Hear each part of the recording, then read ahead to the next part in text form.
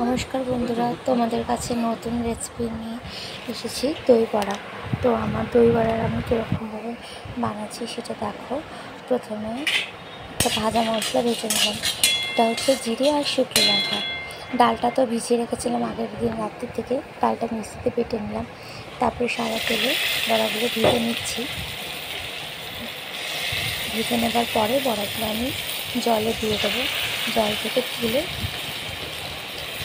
একটা পাত্রে টক দই ফেটিয়ে নিচ্ছি। যারা চিনি খাও দেবে, আর যারা খাও না তারা দেবে না। আমি খাই তাই আমি টক দই চিনি দিলাম। দিয়ে দিয়েছি টক দই, চিনি, নুন আর চাট মশলা, মরিচ, ঝুরি ভাজা, সস। তো আমার টক দইয়ের ফেটিয়ে টক দই যেরকমভাবে পরিমাণ দিতে পারো, আমার যেটা ছিল আমি সেটাই দিয়েছি। বাড়িতে পেতেও তোমরা দিতে পারো,